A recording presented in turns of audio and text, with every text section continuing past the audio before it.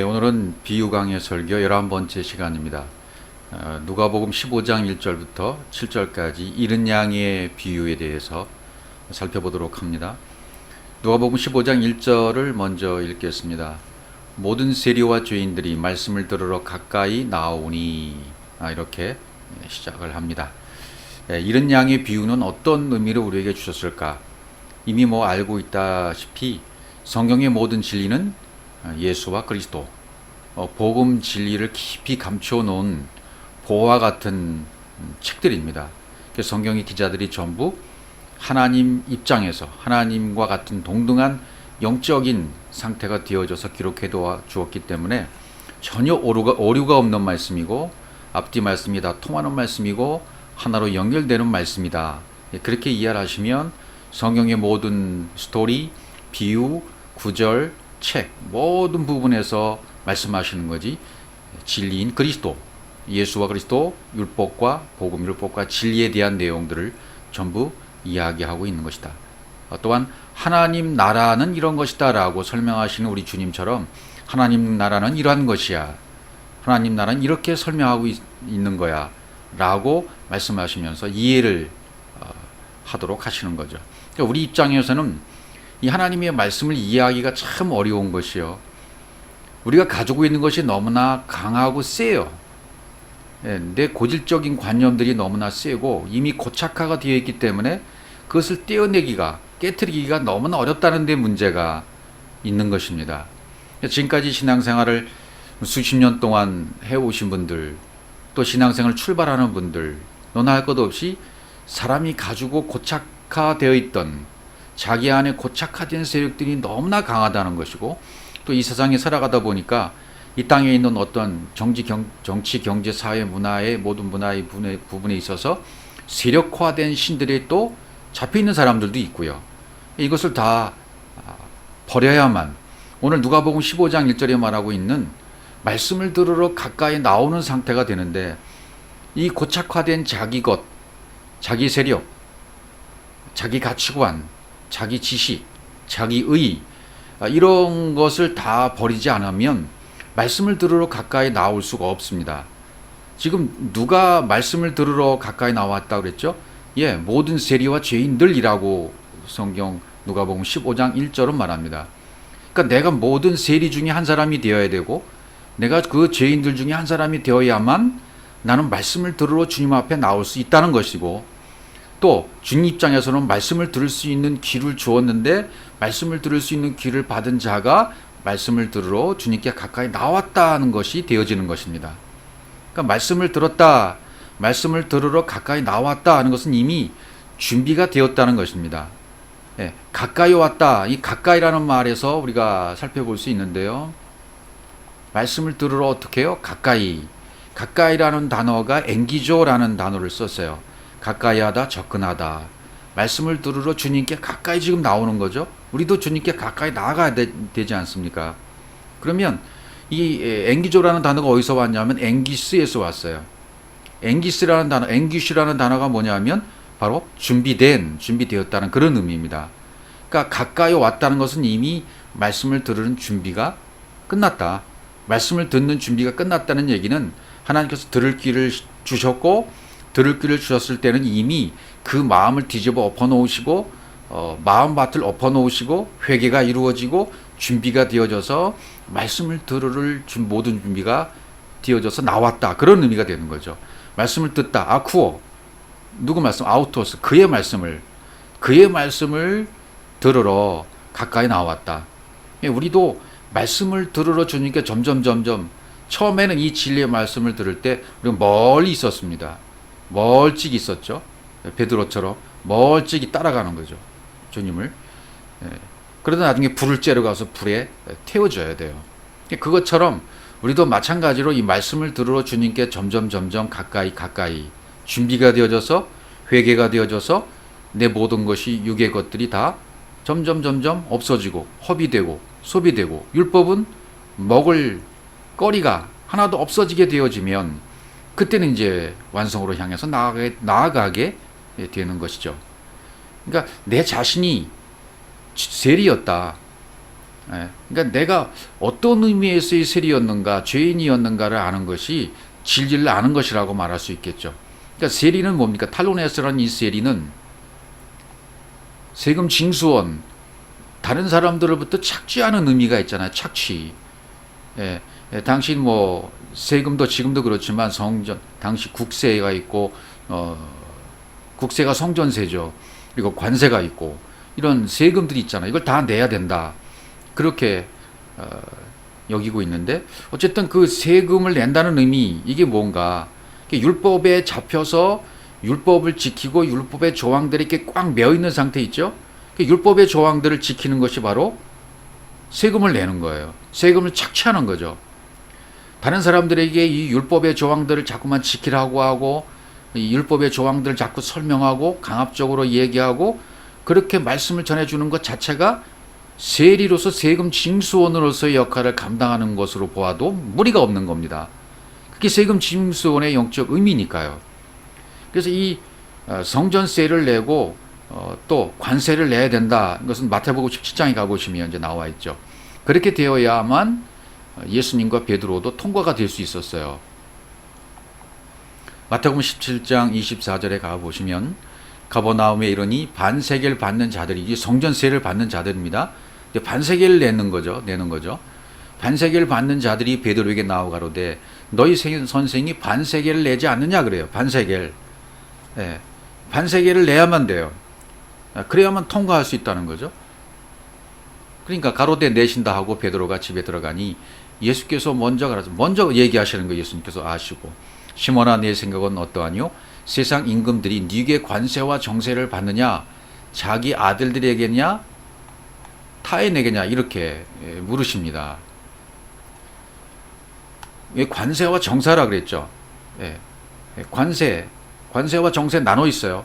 정세는 국세, 성전세를 내는 것이고 또 국세와 관세는 좀 다르겠죠. 관세는 이제 육신의 생각이라고 말할 수 있는데 이 두 가지가 전부 이제 통과가 되어져야만 된다. 이것을 어떻게 말씀하시냐면 베드로가 가로되 타인에게니이다. 예수께서 가라사대 그리하면 아들들은 세를 면하리라 이렇게 얘기를 합니다. 그리고 이제 그 다음 구절에 가면 놀라운 말씀이 있죠. 그러나 우리가 저희를 오해케 하지 않기 위하여 내가 바다에 가서 낚시를 던져 먼저 오르는 고기를 가져 입을 열면 돈 한 세겔을 얻을 것이니 그 전부 비유 아닙니까? 가져다가 나와 너를 위하여 주라. 나와 너를 위하여 주라. 그렇게 말씀하셔요. 그죠? 바다에 가서 바다는 이 세상 바다 아닙니까? 그러니까 낚시를 먼저 던져 먼저 오르는 고기를 가져다가 먼저 오르는 고기, 이 먼저 오르는 고기는 예수 그리스도 자신을 말하는 거죠. 한 세겔을 물고 이 땅에 오신 거죠. 예수님이 그러니까 한 세겔을 돈 한 세겔을 얻을 것이다 그랬으니까 자기 자신이 한 세겔을 물고 이 땅에 오신 고기예요. 가져다가 깨달으라는 거죠. 이것을 가져다가 너와 나를 위해서 내라. 정세와 관세를 내라. 십자가에서 한마디로 죽으라는 얘기죠. 그렇게 얘기하시는 거예요. 그러니까 베드로에게 있어서의 반세겔이 있고 예수님이 가지고 있는 육체를 가지고 있으니까 예수님도 지금 반세겔을 가지고 있는 반세겔이라고 표현했고요. 그러니까 베드로의 반세겔, 예수님의 반세겔, 우리에게도 반세겔이 있는 거죠. 그것이 합쳐진 거죠. 그러면 관세가 끝나는 거죠. 모든 관세와 국세가 정세가 끝나는 거죠. 이때부터는 낼 필요가 없어진 거죠. 왜? 모든 것이 통과가 되었으니까 아들들이 되었으니까요. 그러니까 타인이 되어서 다른 나라의 왕에게 세금을 바치고 있다. 그러니까 세리가 죄인이 되는 거죠. 끊임없이 세리를 받아서 세리 드리고 있는 상태가 죄인이 아닙니까? 율법을 끊임없이 지키고 있고 끊임없이 율법의 상태를 또 전하고 있고 이런 상태가 죄인인 상태예요. 여기서 벗어나려면 어떻게 되죠? 반세겔 가져다가 내야 돼요. 그러려면 어떻게 됩니까? 그 고기로 오신 한 세겔을 입에 물고 오신 예수 그리스도, 그분은 자기 자신의 몸을 들여줘서 이제 죄인의 모든 것을 다 끊어주시지 않습니까? 내 안에서도 이 일이 일어나기를 원하시는 거죠. 그래서 이것을 비유로 말씀하시는 거 아니겠습니까? 나도 같이 죽어야 돼요. 나도 예수님처럼 육체가 드려짐이 되면 그때부터는 세리가 안 되는 거죠. 세금 징손에서 벗어나는 거죠. 탈로네스, 세리에서 벗어나는 거죠. 어떻게 되면요, 내가 드려지면, 예수님 반세겔, 내가 가지고 있는 반세겔이 한 세겔이 되어지면, 드려지면, 그러면 그때부터는 세리가 아닌 것이죠. 그러니까 내가 율법이면 항상 다른 사람들에게 세금을 요구하게 되어 있습니다. 행위를 요구하게 되어 있죠. 그렇게 되면 나는 타인이 되어버리는 거죠. 하나님과 원수 사이가 되어버리는 거죠. 항상 이 세리, 죄인을 그러니까 예수님이 데리고 다니셔요. 예수님은 항상. 왜? 그걸 보여주시는 거죠. 모범으로. 세리와 죄인을 데리고 다니시면서 봐라, 네 모습이 바로 이런 모습이야 라고 깨달으라고 데리고 다니시는 거죠. 그걸 가르쳐 주시는 거예요. 우리도 이런 비유의 말씀을 읽고 비유의 말씀을 들으면서 아, 바로 내가 저 세리와 죄인의 모습이구나 라고 깨달아야 된다는 거죠. 그러면 한 세겔을 물고 오신 예수 그리스도를 깨달으면 반세겔 그분이 드려주셨죠? 그럼 내가 가지고 있는 반세겔과 함께 십자가에서 드려지면, 죽어지면 그것이 10의 1조가 되는 것이고 10의 계명이 10계명, 곧 그 계명이 되는 것이고요. 그것이 곧 사랑이 되는 것이에요. 그렇죠. 이렇게 하나가 되는 겁니다. 그러니까 죄인이라는 말은 뭡니까? 죄인이라는 말은 우리가 알다시피 하마로툴로스는 관역을 맞추지 못한 거잖아요. 그러니까 예수를 통해서 그 뒤에 그리스도를 발견하는 것이 관역을 딱 하고 맞춰버리는 거죠. 그렇게 하지 않으면 예수가 계속 앞에, 육체 예수가 앞에 놓여 있으면 문자 성경 그것만 믿고 있는 상태로 남아 있는 거죠. 반세계를 아직 못 드린 거예요. 반세계를 아직 못 깨달은 거예요. 한 세계를 물고 오신 예수 그리스도를 깨달으면 반세계를 깨닫게 되는 거거든요. 그럼 내 반세계과 함께 한 세계이 되어지는 거죠. 하나가 되어지는 거죠. 그러니까 육체 예수가 항상 앞에 남아 있으면 진리를 모르고 있는 상태고 율법, 문자, 겉에 것만 성경만 믿어버리는 상태가 되는 거죠. 예. 그것이 바로 죄인이고 불법이고 범죄인 것입니다. 관역을 맞추지 못한 상태라는 거죠. 그래서 우리는 말씀을 들으러 오는 과정들이 있잖아요. 여러분과 제가. 그러니까 말씀을 들으러 계속 가까이 나아가야 됩니다. 말씀을 들으러 가까이 나아가서 이제는 완벽하게 말씀을 들어서 그 말씀이 내가 되고 내가 말씀이 되는, 내가 성경이 되어버리는 그 이름 그리스도 그리고 말씀 진리가 되어버린 단계까지 가야 될 것을 성경은 얘기하고 있는 것이죠. 자, 누가복음 15장 또 2절로 가보시면요, 바리새인과 서기관들이 원망하여 가로되 이 사람이 죄인을 영접하고 음식을 같이 먹는다 하더라. 네, 그렇게 얘기해요. 바리새인과 서기관들이. 그러니까 아직 깨닫지 못했으니까 바리새인과 서기관들은 율법을 굉장히 깊이 알고 많이 알고 선생이었지만 사람의 교훈으로 가르치는 사람들이었죠. 영적인 의미를 아직 모르는 거죠. 이 예수 그리스도를 아직 모르는 거죠. 그러니까 아직 원망하고 있단 말이죠. 자기들이 뭐 하고 있는지 몰라요. 디아공기죠. 원망하여. 원망이란 말은 디아공기죠라는 단어입니다. 원망. 디아공기죠. 투덜거리다, 불평하다, 투정하다. 원망했다는 것은 말씀을 깨닫지 못했다는 증거가 되는 거죠. 그러니까 세리와 대조적으로 좀 설명하고 있는 거죠. 예. 세리와 죄인들은 자신이 죄인들을 깨달아서 알았어요. 근데 율법주의자들은요, 바리새인과 서기관들은 그걸 몰랐죠. 이분이 누군 줄 뭐예요? 자기 자신이 죄인인 줄 몰라요. 예. 이 바리새인과 서기관들을 세리와 죄인같이 만들어주는 것이 예수님이 오늘 말씀의 초점이 거기에 있는 거죠. 예. 아직까지도 지금도 이 율법의 말씀으로 보고 탈로네스가 되어서 율법을 자꾸만 지키라고 강요하고 있는 바리새인과 서기관 같은 우리들에게도 또 다른 사람들에게도 그 초점을 예수 그리스도로 맞춰주고 예수 그리스도로 가는 관역이 딱 맞추도록 하는 것이 이 진리의 말씀을 선포하시는데 목적이 있는 것입니다. 그래서 음식을 같이 먹는다라고 표현한 거죠. 이 사람이 죄인을 영접하고 음식을 같이 먹는다. 음식을 같이 먹는다는 얘기는 쉰 에스디오, 함께 에스디오, 먹는다. 말씀의 떡을 같이 먹는다는 거죠. 예, 말씀의 떡을 같이 먹어야 되는 거 아니겠습니까? 죄를 영접한다, 받아들인다, 취한다. 프로스 데코마이 이렇게 단어로 되어 있어요. 영접한다, 프로스 데코마이. 예수 그리스도의 측면에서 지금 말하고 있는 거죠.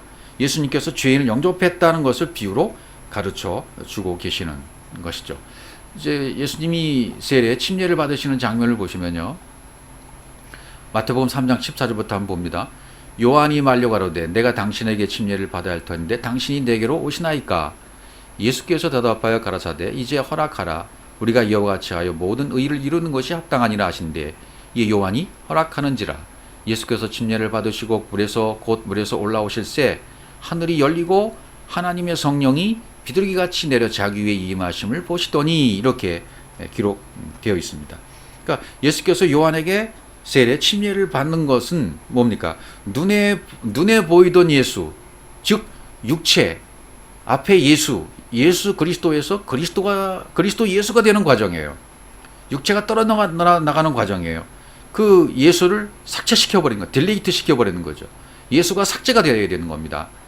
저 여러분도 마찬가지로 내가 예수 그리스도에서 예수가 삭제되어 버리고 예수가 뒤로 가 버리는 그리스도 예수가 되고 예수가 완전히 삭제되어 버리는 상태까지 가야 돼요. 그러니까 물속에서 예수님은 올라오시죠. 물에서 올라오실새 이렇게 돼 있어요. 침례를 받으시고 물에서 올라오실새 하늘이 열리고 물침례를 받으시고 올라오실새 하늘이 열리고 하나님의 성령이 비같이 내렸으니까 불침례도 받은 거예요. 그러니까 예수님은 물침례와 불침례를 동시에 받으시는 거죠. 자기 위에 임했단 말이죠. 예. 그리고 광야로 가서 시험을 당하시고 천국 복음을 전파하십니다. 그러니까 예수님은 물침례와 불침례를 동시에 다 받으신 다음에 천국 복음을 전하기 시작하셨다는 거죠. 그러니까 물침례는 죽음을 의미하는 거지 않습니까? 물침례. 예. 내 존재가 한번 없어지는 거예요. 삭제되어 버리는 겁니다. 육신의 정욕, 안목의 정욕, 이생의 자랑이 다 죽어가야 되는데 육신의 정욕이 이제 한번 여기서 삭제가 되는 상태예요. 그 다음에 이제 안목의 정욕, 또 이상의 자랑, 여기까지 계속 진리로 바뀌어져서 계속 삭제가 되어 나가야 돼요. 그래서 십자가의 죽음이 완벽하게 불침례로 이루어져서 성령의 불침례로 이루어져서 하나님의 성령의 법이 내 안에 임해야 돼요. 예. 그러니까 말씀이 점점 바뀌는 것을 말하는 거죠. 말씀을 들으러 가까이 나아갔다가 말씀이 완벽하게 바뀌어져서 말씀이 되어져 버려야 돼요. 예. 그렇게 되시기 위해서 그분은 그렇게 되시기 위해서 우리에게 말씀을 바꿔주시기 위해서 이 땅에 죄가 없는 분이지만 죄의 몸으로 이 땅에 오셔서 그 육신의 죄를 정하신 분이십니다. 자, 요한일서 3장 5절에 가보시면 그가 우리 죄를 없이 하려고 나타나신 바 된 것을 너희가 아나니 그에게는 죄가 없느니라. 예, 그분에게는 죄가 전혀 없으셔요. 육신을 입고 이 땅에 오셨지만 죄는 없으신 분이에요. 죄가 없으신 분이 이 땅에 와서 죄를 그 육신에 정하신 거죠. 예.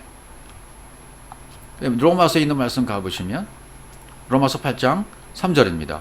율법이 육신으로 말미암아 연약하여 할 수 없는 그것을 하나님은 하시나니 곧 죄를 인하여 자기 아들을 죄 있는 육신의 모양으로 보내요. 예. 육신의 모양으로 보내요. 육신의 죄를 정하셨다 그랬죠. 그렇죠. 육신의 모양으로 이 땅에 보내시고 난 다음에 그 육신의 죄를 정하신 거예요. 그러니까 하나님이신 그분이 이 땅에 육신을 갖고 오는 것 자체가 죄이고 하나님이 눈에 보이게 나타나는 것 자체가 죄인 겁니다. 그래서 육신의 죄를 정했다 그렇게 지금 표현을 하고 계시거든요.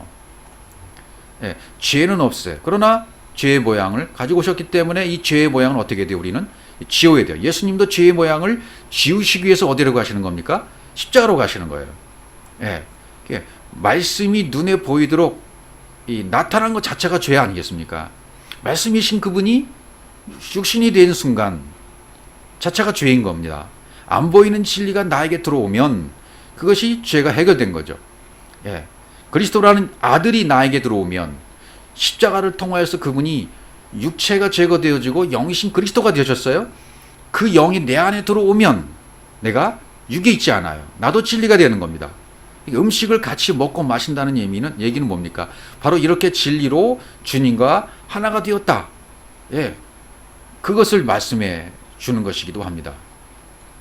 누가복음 15장 3절 가보시면 예수께서 저에게 이 비유로 이르시되 너 중에 어느 사람이 양 100마리가 있는데 그 중에 하나를 잃으면 99마리를 들여두고 그 잃은 것을 찾도록 찾아다니지 아니하느냐. 이렇게 이제 우리가 아는 이제 이런 양의 비유가 여기서 등장하는 하는 겁니다. 그것을 알려주시기 위해서 음식을 같이 먹고 우리가 진리가 되어지고 혼인잔치 자리에 참가해서 그분과 하나가 되는 결합이 되는 혼인이 되는 이런 상태까지 가도록 알게 가르쳐 주시기 위해서 지금 비유로 100마리의 비유를 하고 계시는 겁니다. 양이 100마리가 있다면 양 100마리는 완벽한 겁니다. 100은 완벽한 거죠. 근데 그 중에 하나를 잃어서 99마리가 되었어요. 그러니까 99마리를 들에 두고 잃은 것을 찾도록 찾아다니지 않겠느냐 이렇게 말하죠. 말씀하시고 계시는 거예요.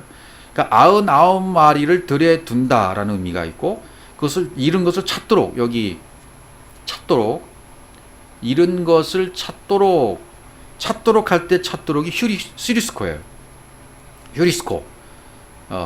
휴리스코는 아이테오, 제테오, 크로우 할 때 우리가 마태복음 7장 7절 할 때 배웠죠. 아이테오, 제테오. 구하라, 찾으라, 두드리라. 찾는 겁니다. 제테오 찾으면 휴리스코 발견할 것이다.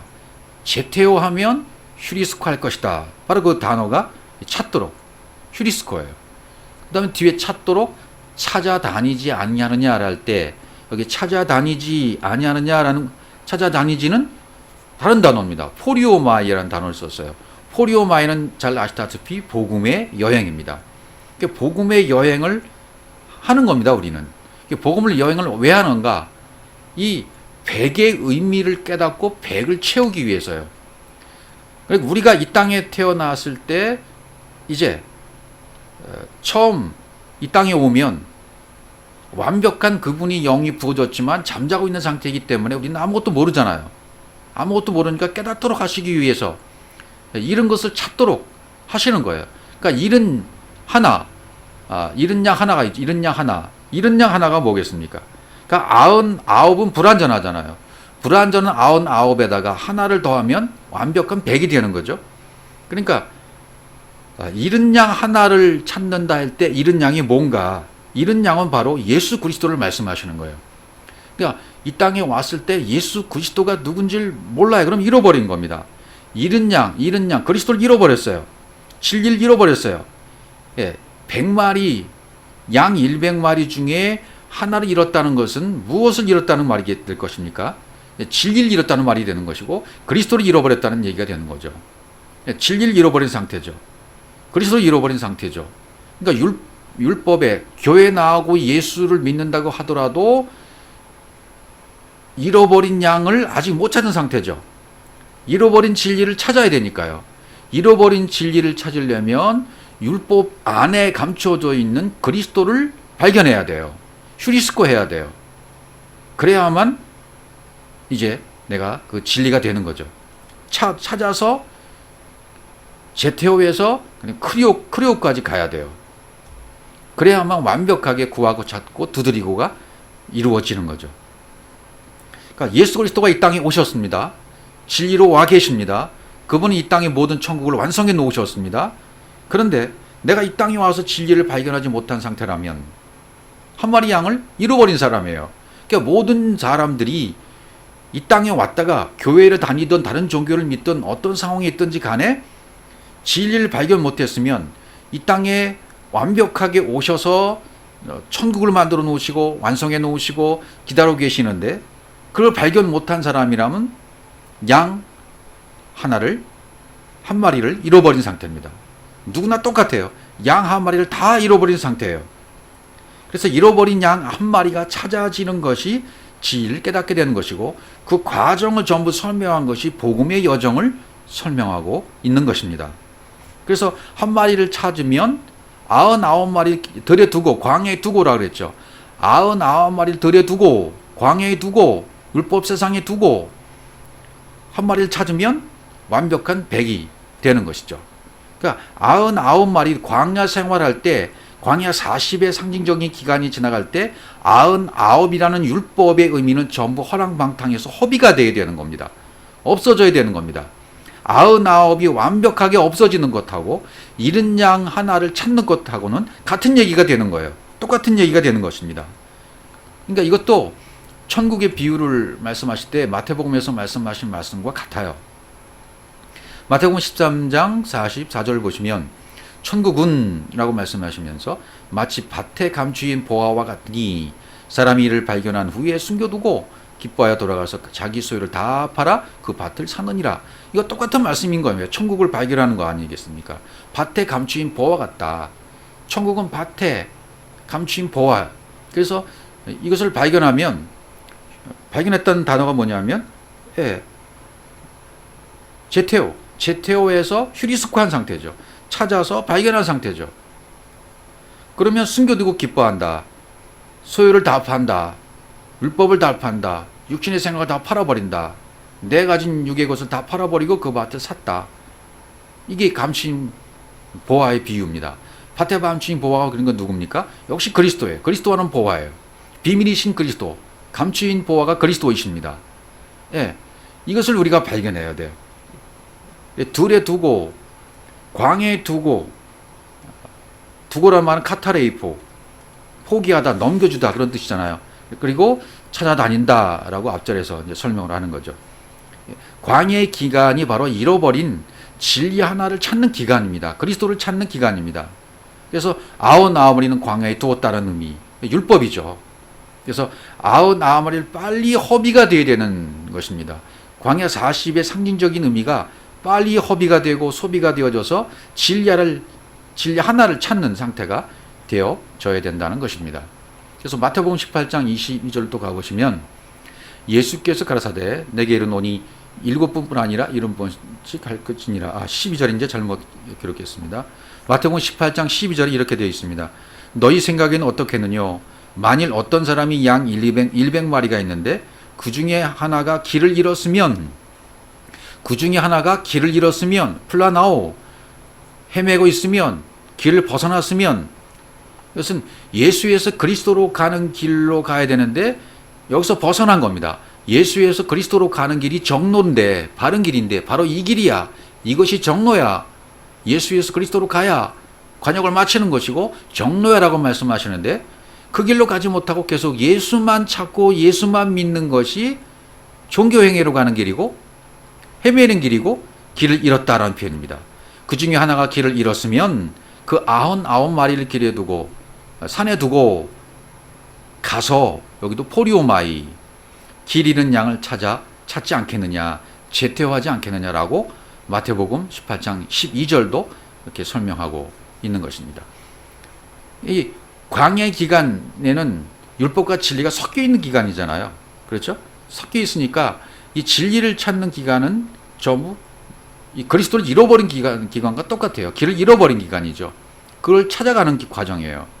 그러니까 예수만을 믿고 있고 문자 성경만을 믿고 있고 겉의 것만을 추구하고 있고, 그런 신앙이 길을 잃어버린 신앙이라고 말할 수 있는 거죠. 그러니까 예수에서 그리스도로 가는 정로로 가는 그 길로 가야만 길을 잃지 않는 것인데, 길을 잃은 사람들은 저 여러분 다 그런 길을 걸어왔었습니다. 길을 잃어버리고 방황했었죠. 방황해서 길을 벗어나 버렸어요. 그런데 그걸 몰랐던 거죠. 진리가 들어와 보니까 내가 그렇게 길을 벗어나고 있었구나라고 깨닫는 거죠. 일곱 날의 언약의 과정을 다 겪어서 가야만 되는 것이죠.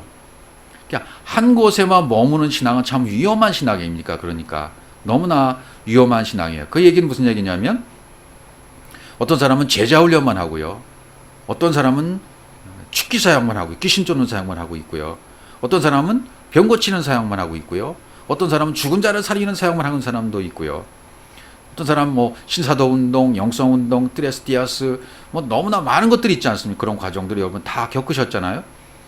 예, 이런 과정 가운데 어느 한 가지만 가지고 이것이 옳다라고 주장할 경우가 많아요. 거기에 매료되어 있으면 그래요. 나의 성향과 맞는 것을 사람들은 쫓게 되어 있기 때문에 내가 나의 성향과 맞으면 그걸 쫓아가요. 영성운동이 좋은 사람이 영성운동 쫓아가고, 트리스티아스가 좋으면 그거 찾아가고요. 축기 현상을 좋아하는 사람은 거기 찾아가고요. 여전히 병 고치는 사역이 좋아 보이면 거기 찾아갈 수밖에 없는 겁니다. 그런데 이건 모든 과정이기 때문에 7날의 과정을 통해서 잃어버린 길을 다 찾아서 그 과정을 겪어 나가면 결국은 예수에서 그리스도로 가는 관역에 딱 맞는 순간이 오는 것입니다. 그럼 이 모든 과정을 다 깨달아요. 순간 알아요. 내가 이렇게 되었었구나라고 아는 겁니다. 그동안 내가 갔던 길은 율법의 행위를 유발하는 길이었구나. 내 자존심만, 내 가치관만 가지고 살았었구나. 내가 가는 길이 바른 길을 벗어나서 정로를 벗어나서 이 종교 행위의 길로 갔던 길이었구나 라는 것을 깨닫게 된다고요. 예, 이렇게 깨닫게 되다가 정말 이렇게 깨닫게 되어져서 그 잃은 양 그리스도 진리를 찾아버리면 100마리 100이 되는 거죠. 완벽한 100 상태가 되는 거죠. 진리 상태가 되는 거죠. 그렇게 되면 찾은즉 즐거워 어깨에 메고 이렇게 된다는 거죠. 누가복음 15장 5절에 보십시오. 이 진리를 찾으면, 잃은 양을 찾으면, 그리스도를 찾았으면 즐거워 어깨에 맨다, 이런 말이 되겠죠. 뭘 찾았다고요? 예, 진리 하나 찾은 거죠. 밭에 감추인 보화를 찾은 것입니다. 그래서 밭도 네 가지 밭을 설명을 이미 들었지 않습니까? 씨 뿌리는 비유에서 길가밭이 있었고 또 돌짝밭이 있었고 가시밭길이 있었고 좋은 밭이 있었습니다. 이게 뭐 과정이라고 말씀을 드렸죠. 이런 과정을 통해서 보화이신 그리스도를, 잃은 양을 찾은 거죠. 찾은즉 하나를 찾았기 때문에 99가 더해지니까 100이 된 것이고, 99이 없어지고 그리스도 하나로 되었기 때문에 내가 그리스도 하나와 하나가 된 버린 겁니다. 그러니까 100이 된 거예요. 완벽하게 된 거죠. 그래서 어깨에 메고, 어깨에 맸다 라는 표현이 있죠. 찾은즉 즐거워 어깨에 맸다. 이 어깨라는 의미는 여러분 이제 알고 계시다시피 어깨는 그리스도를 상징합니다. 어떻게 그렇게 되었을까? 어깨가 왜 그리스도가 될까? 한번 구약부터 한번 살펴보기로 하죠. 구약 창세기 9장 23절 셈과 야벳이 옷을 취하여 자기들의 어깨에 메고 뒷걸음쳐 들어가서 아비의 하체를 덮었으며 그들이 얼굴을 돌이키고 그 아비의 하체를 보지 아니하였더라, 이렇게 되어 있습니다. 이 하체를 봤다라는 의미부터 먼저 이해를 해야 되겠죠. 어미의 하체를 봤다, 아비의 하체를 봤다, 뭐 그런 표현이 성경에 많이 나오지 않습니까? 그러니까 어미의 하체를 봤다는 것은, 어미는 언약의 의미에서 말씀을 상징하잖아요. 여성형으로 쓰였을 때. 그러니까 성경을 그냥 문자 그대로 받으면, 성경을 문자대로 보고 문자대로 해석하고 겉에만 보면 어미의 하체를 범하게 된 것이죠. 그 다음에 진리의 씨, 아비의 하체를 보았다는 것은 아버지의 씨를 발견해서 아버지의 씨를 주어야 되는데 아버지의 씨를 발견하지 못했으니까 당연히 그 씨를 주지 못하고 뭘 주겠습니까? 자기 생각으로 해석해서 육신의 생각으로 육신의 것을 전해준다면 바로 그것이 아비의 하체를 범하게 된 것이죠. 예. 그러니까 셈과 야벳인, 셈 그리스도를 상징하죠. 야벳도 역시 하나, 그 형제와 하나 된 똑같은 그리스도를 상징하는 거나 마찬가지입니다. 옷을 취했다, 그리스도의 옷을 취했다. 셈과 야벳이 깨달은 거죠. 이제 그리스도의 옷을 취했다는 거죠. 셈과 야벳이 차원이 이제 깨달아진 상태가 되었어요. 그리스도 옷을 취한 상태에 되었습니다. 그래서 자기들의 어깨에다 뭘 매냐면 뒷걸음쳐 들어가서 아비의 하체에 덮었다. 아비의 하체를 덮었다는 것은 진리를 깨달았다는 얘기죠. 그 뒤에 얼굴을 돌이키고 아비의 하체를 보지 않았다.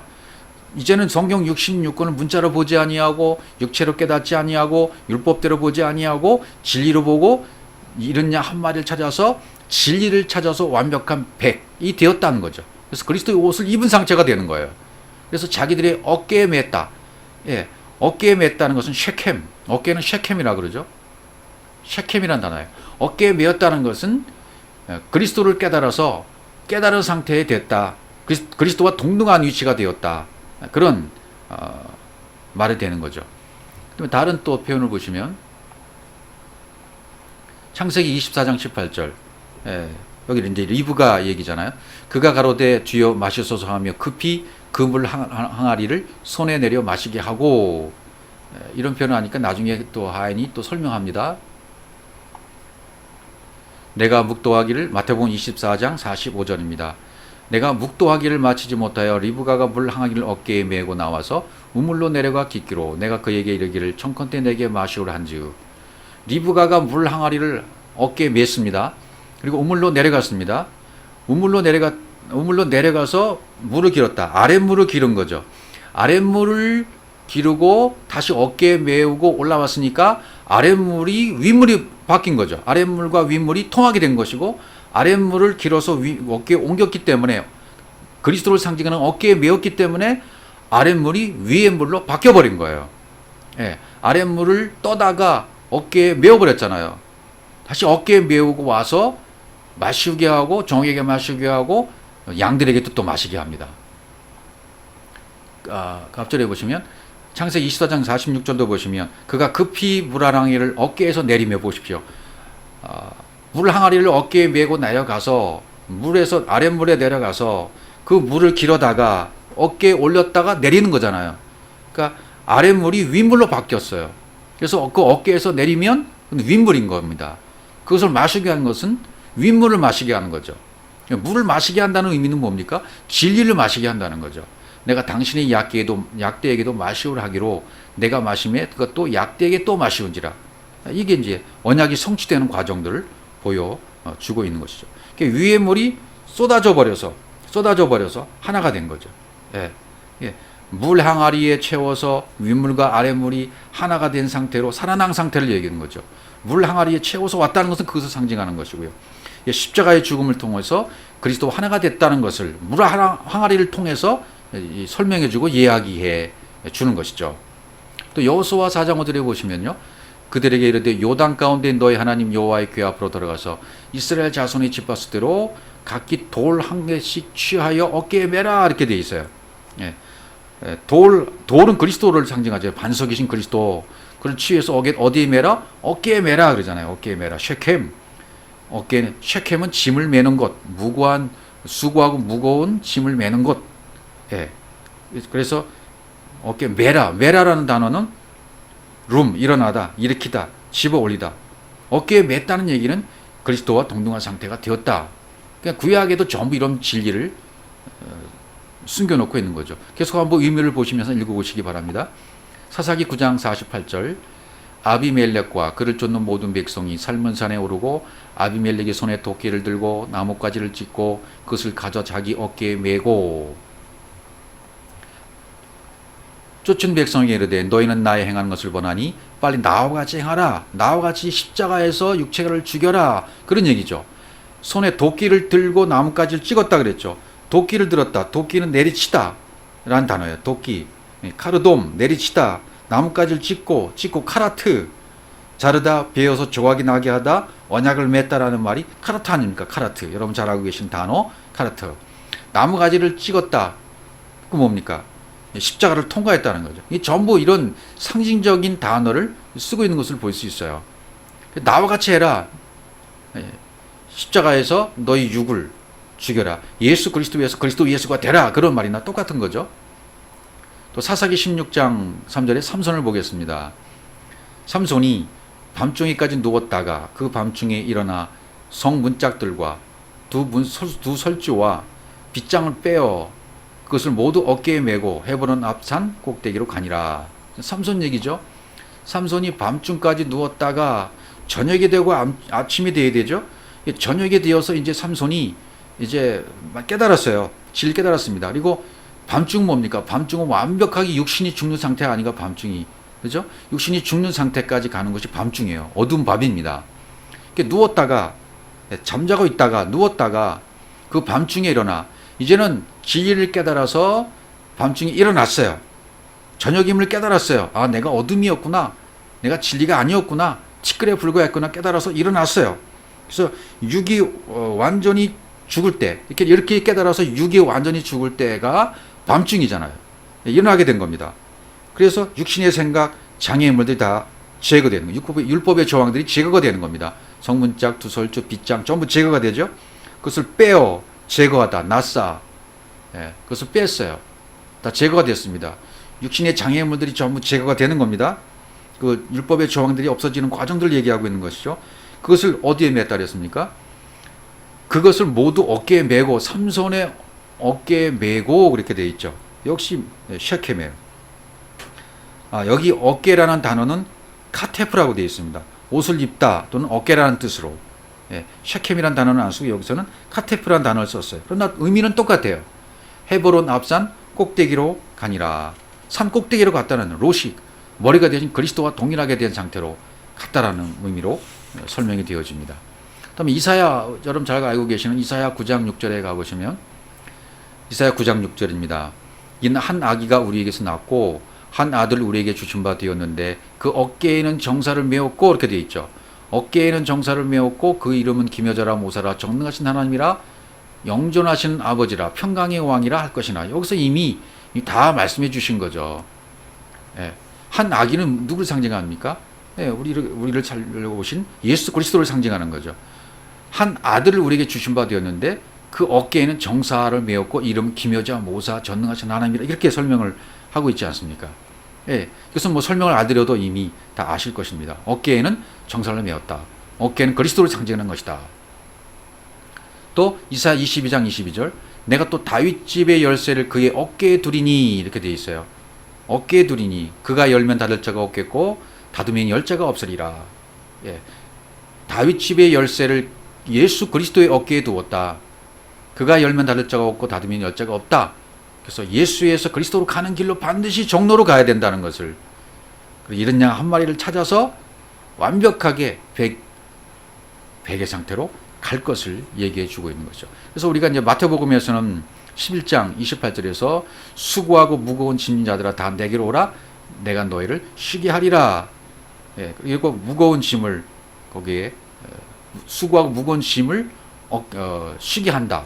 무거운 짐을 내가 메어주고 내가 쉬게 해주겠다라는 말씀, 계속 29절 내 짐은 가볍다 이렇게 말씀하시잖아요. 예, 그러니까 이사야 14장 25절에도 내가 아수르 사람을 나의 땅에서 파하며 나의 산에서 바레를 밟으니 그때 그의 멍에가 이스라엘에서 떠나고 그의 짐이 그들의 어깨에서 벗어질 것이다. 벗을 것이다. 예, 어깨에서 멍에가 이스라엘에서 떠나고 그의 짐이 그들의 어깨에서 벗어진다. 그래서 역시 육이 십자가에서 해결되는 상태를 얘기해 주고 있습니다. 무거운 짐, 그래서 율법을 상징하는 거죠. 예, 예수님은 나는 내 짐은 쉽고 가볍다라고 말씀하시잖아요. 에스겔 12장 7절, 내가 그 명대로 행하여 낮에 나의 행구를 이사하는 행구같이 내어놓고 저물 때 내 손으로 성벽을 뚫고 캄캄할 때 행구를 대어다가 그 목전에서 어디에요? 어깨에 메고 나가니라. 여기도 역시 어깨에 메고 나갔다라는 표현을 써주고 있습니다. 그러니까 지금까지 말씀들을 다 통합해 보면 어깨는 뭘 상징한다고요? 예, 짐을 지는 곳이다. 짐을 지는 곳, 그리스도를 의미한다.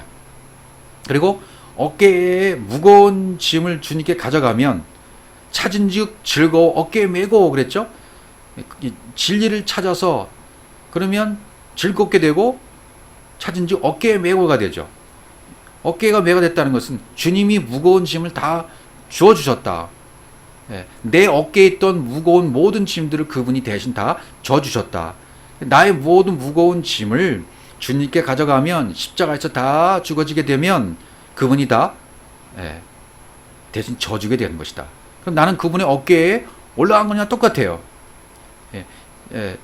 이른 양을 찾았을 때 이른 양을 찾은 즉 즐거워 어깨에 메고, 양을 어깨에 메었다라는 의미죠.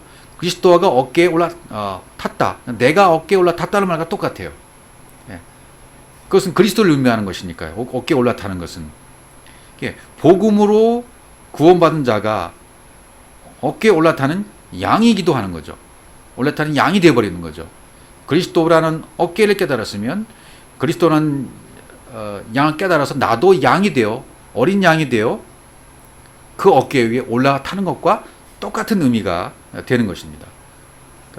그러니까 예수님이 육체를 입고 이 땅에 오시면 우리는 육체를 보게 되죠. 그분의 육체를 보게 됐어요.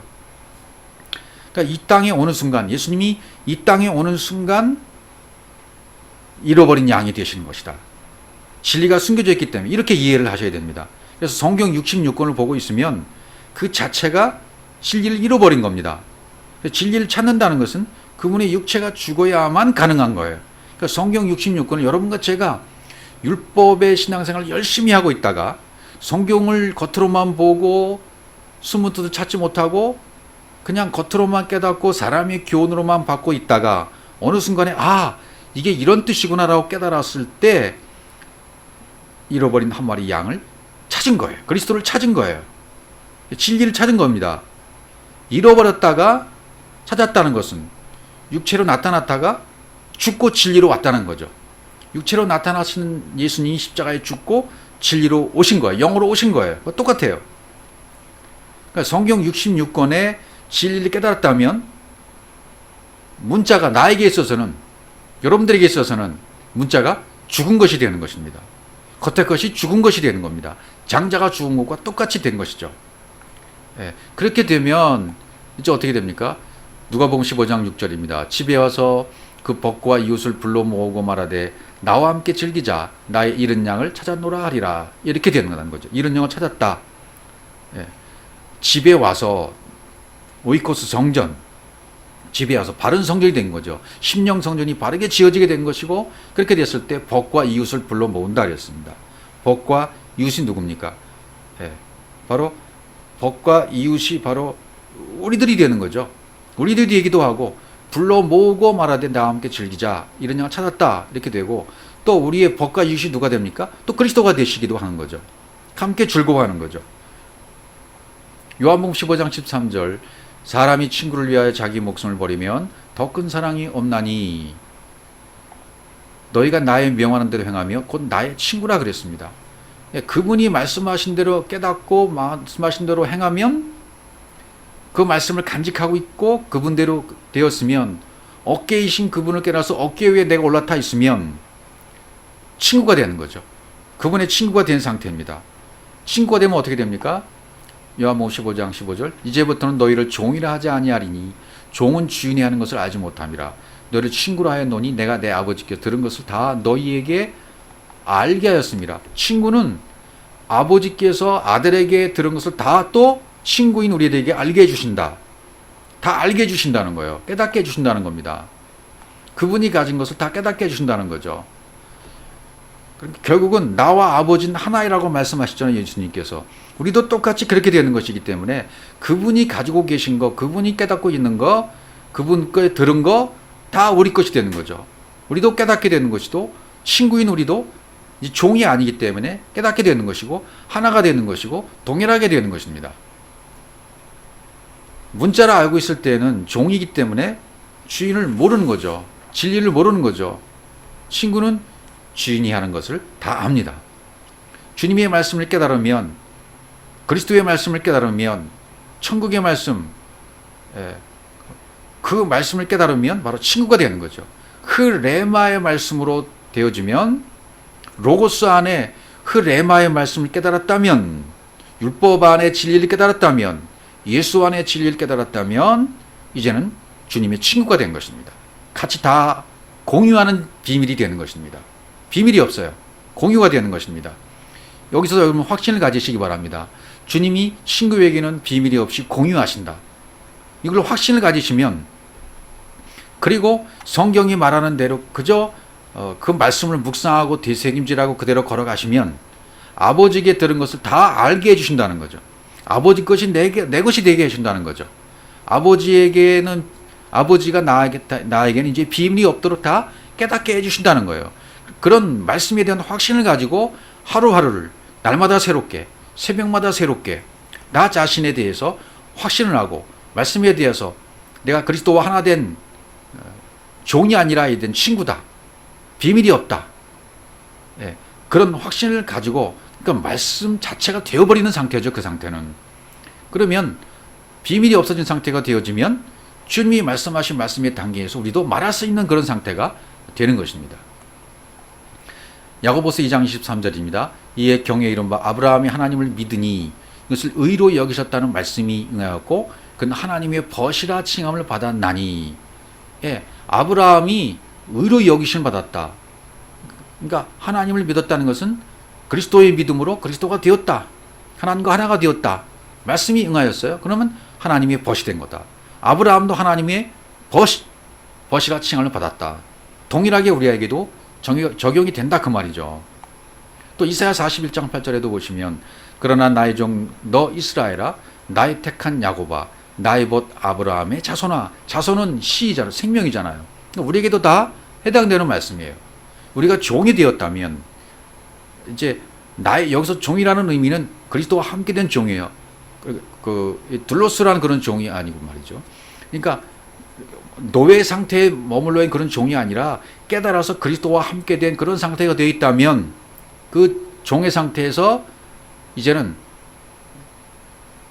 벗으로, 친구로, 비밀이 없는 친구 상태로 이렇게 되어진다는 얘기를 해주고 있는 거죠. 그래서 나의 종이 벗이 된 거예요. 이제 이스라엘은 나의 택한 야곱아, 나의 벗 아브라함의 자손아, 우리에게까지 해당되는 거죠. 다른 표현을 또 보면요, 역대하 20장 7절입니다. 우리 하나님이시여 전에 이 땅 거민을 주의 백성 이스라엘 앞에서 쫓아내시고 그 땅으로 주의 벗 아브라함의 자손에게 영영히 주지 아니하셨나이까. 주의 벗, 주의 친구 아브라함의 자손이니까 그의 씨, 그의 후손 우리에게까지 영영히 주지 않으셨나이까. 이렇게 주셨다는 얘기예요. 예. 그리고 벗과 이웃을 불러 함께 즐거워한다 그랬죠. 이웃은 프레시온, 예수 그리스도죠. 그러니까 하나님 입장에서도 친구가 되고 내 입장에서도 하나님 친구가 되어지고 동일하게 동등하게 위에서 볼 때도 아래에서 친구, 아래에서 위로 볼 때도 친구, 하나님이 나를 볼 때도 내가 하나님을 볼 때도 같이 친구가 된 상태. 주님이 나를 이웃 삼아 주시고 친구 삼아 주신 거죠. 이웃 삼아 주셨어요. 그러면 나도 깨달아져서 나도 주님을 이웃으로 사랑하게 되어집니다. 이웃인 그리스도가 나와 친구가 되어지고 하나가 되는 거죠. 그래서 벗과 이웃을 불러 함께 즐기자, 그렇게 말씀하셨던 거죠. 쉰카이로 함께 즐기자. 진리 안에서 그분과 하나가 되어야만, 친구가 되어야만 이 쉰카이로가 함께 즐기는 것이 가능한 것이죠. 그러니까 진리 되신 그리스도를 찾았기 때문에, 잃은 양 한 마리인 그리스도를 찾았기 때문에 친구가 되기도 하고 이웃이 되기도 하는 겁니다. 이제는 주님과 함께 우리가 즐기고 있는 상태, 이 모든 것이 다 과정이 겪어지게 된 것이고요, 회개가 이루어지게 된 것이고요, 그분과 하나가 된 상태가 된 것입니다. 그러니까 주님이 우리를 친구로 불러주시고 새로운 벗으로 불러주는 순간, 내가 그 초대에 응해서 가면 그것이 우리 입장에서는 회개가 되는 것이고 과정을 겪은 것이 되는 것이고 그분과 하나 된 과정이 되어져 간 것입니다. 그래서 누가복음 15장 7절에 가보시면, 내가 너에게 이르노니 이와 같이 죄인 하나가 회개하면 하늘에서는 회개할 것도 없는 의인 99을 인하여 기뻐하는 것보다 더하리라, 이렇게 말씀하셨어요. 이와 같이 죄인 하나가 회개하면, 주님이 잃어버린 양이 자신이 되어서 육체를 입고 오는 순간 다 잃어버렸잖아요. 진리가 숨겨졌기 때문에 그분이 말씀이 육신이 되어 오는 순간 다 잃어버린 거죠. 우리가 그 진리를 못 찾는 상태에 있었습니다, 처음에는. 그래서 그분이 그런 다음에 십자가에 죽고 우리에게 영으로 오시면 그것이 찾아진 상태가 되는 거죠. 그것을 내가 깨달으면, 그 진리를 깨달으면 그것이 주님이 회개가 된 것이고 내가 회개가 된 것이고, 그러니까 예수 자신이 잃어버렸다가 다시 찾아지는 이야기를 지금 하고 있는 거죠. 그분이 먼저 회개해 주시고 그 다음에 우리가 회개하게 되는 거죠. 우리가 회개하는 것이 함께 즐거워하게 되는 겁니다. 쉰카이로 그분과 하나 되어서 즐거워하고 있는 거죠. 진리 안에 들어온 것 자체가 회개가 되는 겁니다. 내가 하나가 되려면 행위가 되잖아요, 내가 하면. 그러니까 내가 이 회개나 이런 과정을 겪는 거 내가 하는 것이 아니라 주님이 해주시면 기쁨이 되고 즐거움이 되어져요. 그분이 가르쳐 주시고 그분이 행하게 해주셔요.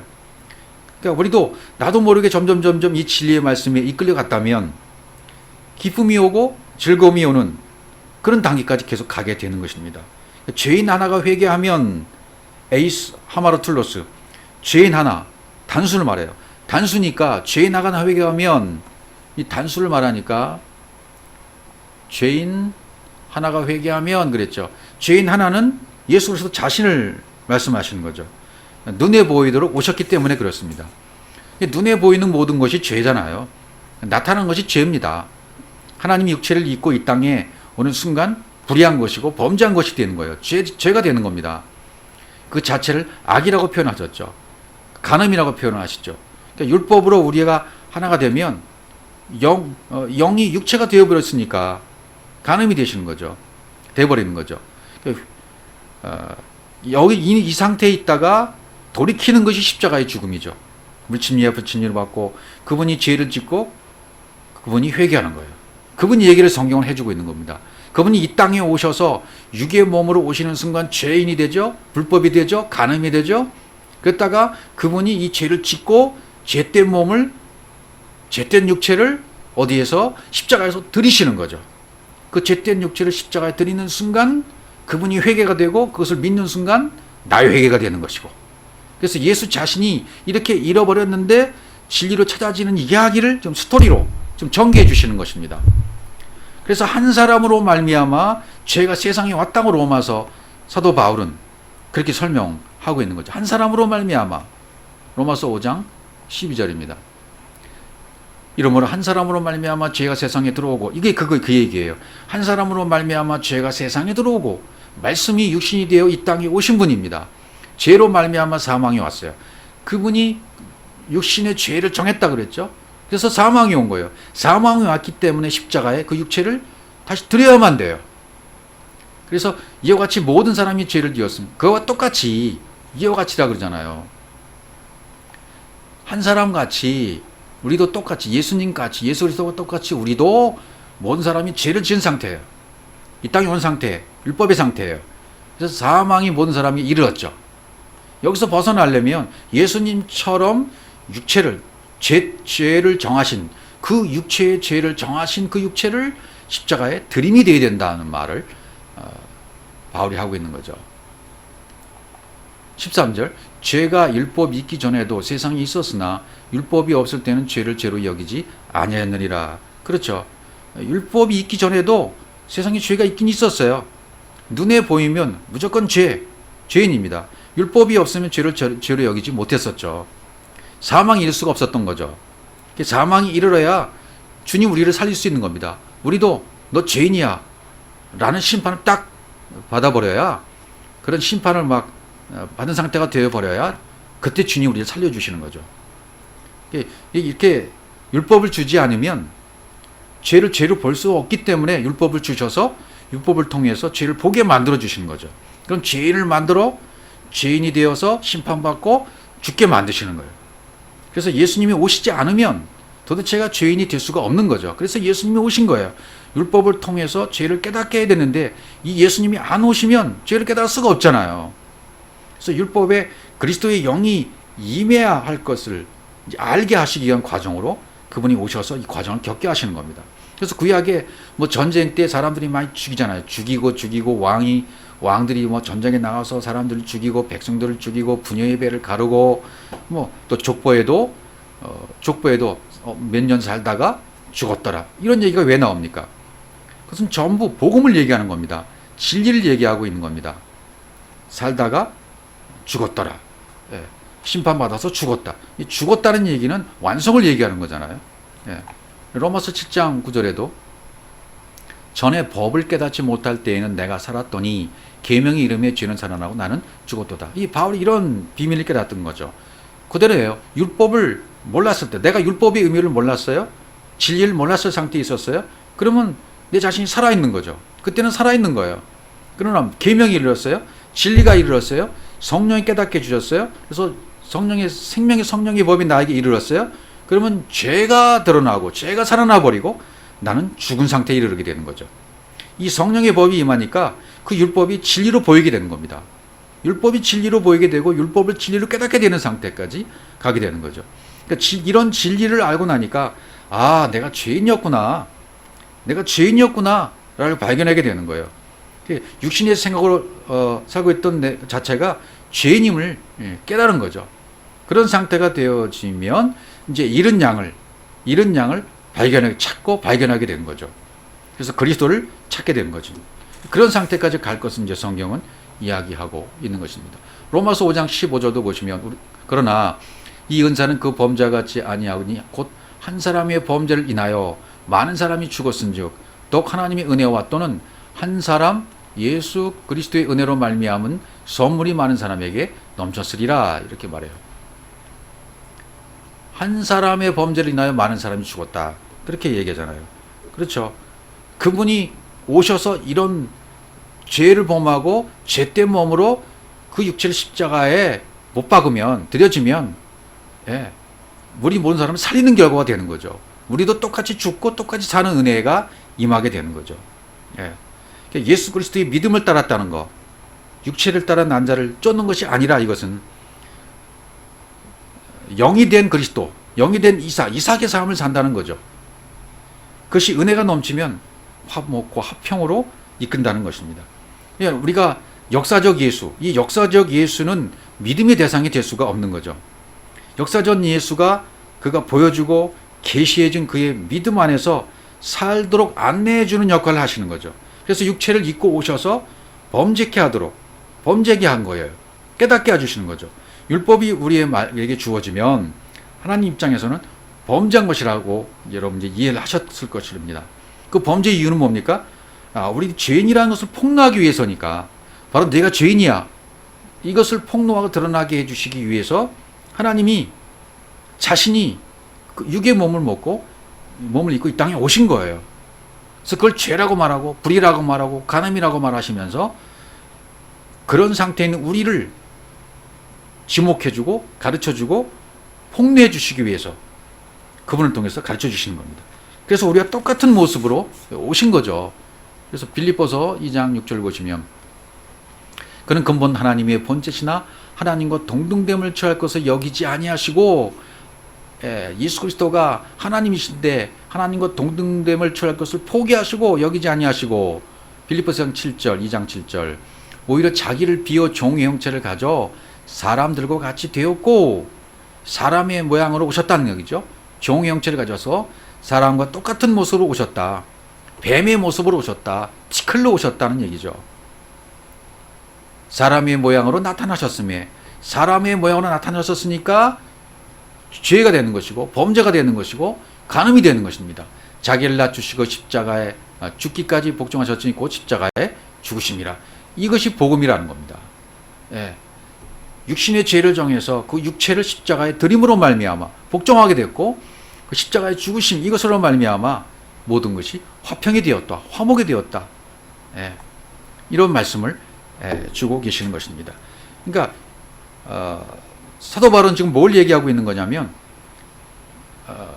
우리가 처음 사람 육체를 따라 산다면 그 영이 죄 아래 여전히 머물러 있지만 마침내 사망이 잃어버리지만 두 번째 사람인 그리스도 예수 그리스도의 기름 부림을 따라서 산다면 그 은혜가 얼마나 크겠느냐. 바울은 그것을 지금 요지로 말씀하고 있는 거죠. 그래서 예수 그리스도의 믿음 안에서 산다고 이제 표현을 해 주고 있는 겁니다. 육신을 따른 자와 영에 따른 자를 비교하면서 한 사람 이스마엘, 한 사람 이삭을 대비해서 그리스도와 율법을 대비로 사용하면서 로마서에서는 설명을 해주고 있는 거죠. 그래서 어떤 사람들이 요즘 지금까지 성경 시대를 비롯해서 시대가 시대를 거듭해가면서 세대가 세대를 거듭해가면서 예수를 믿는데 정신이 팔려 있고 예수만을 전하고 예수만을 전한다고 선교지에 나가고 물질을 드리고 성전을 짓는데 전세 돈을 다 빼서 바치고 이렇게 팔려 있을 때는요, 이게 빠져 있을 때는요, 예수를 믿었지만 예수의 믿음은 놓친 사람이에요. 예수의 믿음은 놓쳤단 말이죠. 예수의 믿음은 그리스도의 믿음이에요. 그러니까 예수를 믿는 것이 아니라 그 예수로부터 나오는 믿음을 믿는 그리스도의 믿음이 되어야 된다는 것을 말씀하고 있는 겁니다. 그리스도를 말씀하고 있는 거예요. 그렇게 예수의 정신이 팔려 있으니까 우상이 되어져 버리고 물질이 우상이 되어 버리고 선교지가 우상이 되어 버리고 목회지가 우상이 되어 버리고 축사하고 병 고치는 장소가 우상이 되어 버리는 거예요. 거기 막 열광하지 않습니까? 찬양의 장소도 그렇고요. 그 예수를 믿는데 초점이 맞춰져 있어서 그렇게 예배드리고 뛰면서 찬양을 드리고 자기 몸을 상하도록 뻘뻘 뛰면서 찬양 드리고 선교지에 나가서 죽음을 맞이해도 그것은 그리스도의 믿음과 상관이 없다는 것을 기억하시기 바랍니다. 상관이 없는 거예요. 예수의 믿음과는 상관이 없다. 왜? 그것은 예수를 믿는데 그쳤기 때문에. 그다음 에베소 2장 15절 보시면 원수된 것 그 의문에 속한 계명의 율법을 자기 육체로 폐하셨으니 이는 이 둘로 자기 안에서 한 세 사람을 지어 화평하셨다. 율법과 복음, 율법과 진리 이 모든 것이 이제 의문이 해소되었어요. 한 사람, 한 세 사람을 따라 사는 것이 결국 그리스도의 믿음 안에서 사는 것이 되어지는 거죠.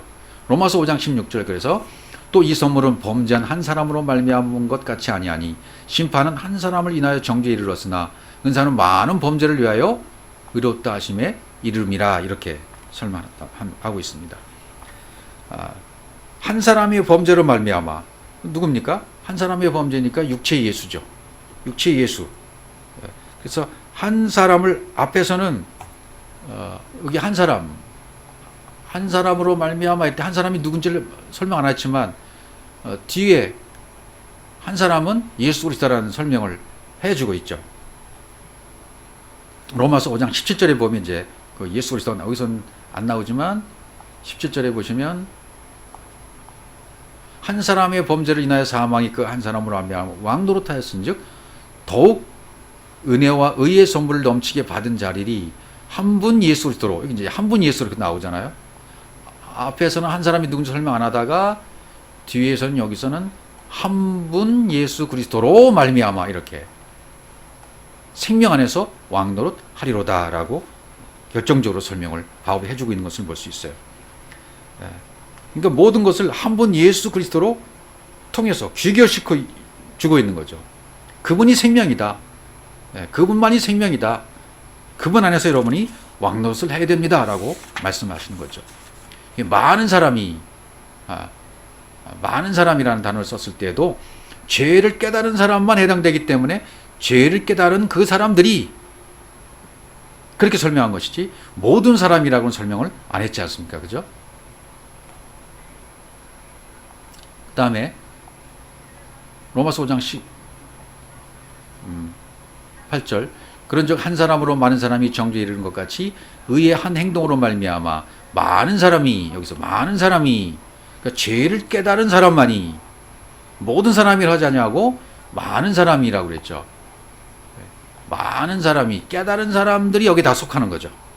그다음 19절도 가보시면 한 사람이 순종치 아니함으로 많은 사람이 죄인 된 것 같이 한 사람이 순종하심으로 많은 사람이 의인이 되리라. 그렇게 바울이 못 박아서 설명해 주고 있는 겁니다. 한 사람과 율법을 이제 20절에 가보시면 동일시하고 있어요. 율법이 가입한 것은 범죄를 더하게 하려 함이라. 그러나 죄가 더한 것에 은혜가 더욱 넘쳤나니. 그렇죠. 예수가 이 땅에 육의 몸을 입고 오신 이유는 범죄를 더하게 하기 위해서 율법을 가중시키는 거죠. 율법을 점점 가중시키면 나중에는 이게 아니구나라고 깨닫게 되잖아요. 율법은 아니었구나. 그러나 그분이 내 안에 안 오시면 내 범죄가 드러나지 않아요. 그분이 오셔야 돼요. 예수님이 이 땅에 오셔서 율법의 상태로 오시는 거죠. 성전의 모습으로 육체로 오시는 거죠. 그 육체로 오셔야 돼요. 그건 내 범죄가 드러나지 않기 때문에 성전된 모습으로 육체의 모습으로 오시면 그분을 통해서 내가 저런 범죄한 모습 율법이었구나라고 결국은 율법을 듣다가 깨닫게 되는 거죠. 율법 안에 있는 진리를 깨달았다 그런 뜻이죠. 율법이 들어와야 범죄가 드러나고 그 범죄가 드러나면 자신을 보면서 내가 세리였구나. 내가 세리가 맞았구나. 범죄한 죄인이 맞구나라고 인정하게 된다 그 말이죠. 그래서 21절 로마서 5장 21절 이는 죄가 사망 안에서 왕노릇한 것 같이 은혜도 또한 의로 말미암아 왕노릇하여 우리 주 예수 그리스도로 말미암아 영생에 이르리 하여 함이라. 그러니까 예수 그리스도를 통해서 범죄가 드러나게 한 것은 뭐 때문입니까? 그렇죠. 영생을 주기 위해서다라고 바울은 설명하고 있는 거죠. 자, 누가복음 5장 32절에서도 내가 의인을 부르러 온 것이 아니요 죄인을 불러시키고 왔다. 회개시키러 왔다. 너희가 그저 본다 하면 죄가 있다. 너희들 눈으로 나는 지금 보고 있습니다나 말하면 죄가 있는 거다. 내가 못 본다. 내가 소경이다 말하면 그때는 이제는 주님이 원하시는 방법대로 회개가 이루어지게 된 것이고 보는 자가 된단 말이죠. 보게 해주신다는 얘기죠. 내가 못 본다고 고백해야 돼요. 나는 모른다고 고백해야 돼요. 그러면 의인을 부르러 오신 것이 아니죠. 죄인을 불러 회개시키러 왔다 이렇게 말씀하신 거죠. 내가 세리의 자리에 범죄자의 자리에 있을 때 그래서 오늘 이 비유도 이른 양의 비유는 세리와 죄인들이 말씀을 들으러 가까이 왔다 그렇게 말씀하시잖아요. 바로 내가 죄인과 세리 입장에서 말씀을 들으러 가까이 와야만 이른 양 그리스도를 찾게 되고 발견하여 어깨에 맨 자가 된단 말이죠. 그런 복이 우리에게 임해야 됩니다. 성령으로 오신 그 진리, 그리스도의 진리를 내가 소유했다면 그건 회개한 자가 된 것이죠. 주님의 회개를 내 회개로 받아들인 자가 된 거죠. 그것이 나도 회개한 것으로 여겨주시고 받아주시는 거죠. 이스라엘 백성들이 애굽에서 홍해를 건너서 광야로 나왔죠. 그들이 진리를 몰랐는데 딸려 나왔어요. 의인으로 도장을 찍어 주셨지만 광야 40년이 기다리고 있지 않습니까? 우리도 똑같습니다. 그래서 물침례를 받게 되고 불침례를 받게 돼요. 한 마리 잃은 양 한 마리가 된 상태에서 잃은 양이 있다는 것은 진리를 모른다는 말이죠. 잃은 양의 상태가 내가 있다가 그리스도를 잃어버린 상태에 있다가 율법을 받아서 물침례와 불침례를 받으면 진리를 발견하게 된 것이고 잃은 양을 찾게 된 상태에 들어가게 된 것이다. 그래서 가나안에 들어갈 때 1세대는 죽고 2세대는 살지 않습니까? 그래서 마태복음 18장 13절을 다시 돌아가시면 진실로 너에게 이르노니 만일 찾으면 길을 잃지 아니한 99마리보다 이것을 더 기뻐하리라. 길을 잃지 아니한 99마리 율법의 상태에 있던 이 99마리보다 잃었다가 그리스도를 찾으면 이것을 더 기뻐한다는 얘기가 되는 거죠. 그리스도를 발견하면 그러니까 99마리는 율법을 빨리 다 소비시켜야 된다. 그런 말씀을 드린 이유가 바로 여기 있는 거죠. 누가복음 15장 7절 마지막 말씀을 다시 가보시면 내가 너에게 이르노니 이와 같이 죄 하나가 회개하면 하늘에서는 회개할 것 없는 의인 99을 인하여 기뻐하는 것보다 더하리라 이렇게 얘기하는 거죠. 자, 1세대가 99마리 양이에요. 진리 하나를 찾으면 100마리를 찾은 것이나 마찬가지예요. 99에다가 진리, 그리스도가 합해지니까 완벽한 100이 된 것입니다. 완전한 100이 된 것입니다. 하나가 되었습니다. 길을 잃지 않은 99마리는 양은 율법을 의미하는 것이죠. 율법을 의미하는 것이고 율법이 가르쳐주는 길이에요. 율법을 가르쳐주는 길이기 때문에 옳은 길이 아니라는 거죠. 그래서 바로 율법을 가르쳐주는 그 길에서 바른 길로, 진리의 길로 가야 된다는 것을 말한 거죠. 그래서 하늘에게서는 회개할 것 없는 회개를 소유하지 않는 의인이란 뜻이죠. 하늘 차원에서는 진리 차원에서는 말한다. 회개를 품지 않는 스스로의 의인. 이거는 소용이 없는 거죠. 율법 99마리 상태에 있는 거죠. 그러니까 99마리는 율법의 상태인데 잃어버린 한 마리에 대비해서 율법이라고 지금 말씀하고 계시는 것이고 잃어버린 한 마리를 찾아버리면 진리를 찾은 것입니다. 진리를 찾으면 그것이 완벽한 100이 되는 겁니다. 진리 하나가 그리스도이기 때문에 그리스도 하나가 거기에 합쳐져야만 율법의 진리가 합쳐져야만 온전한 100이 되는 것이고 완전히 되는 것이고 온전히 되는 겁니다.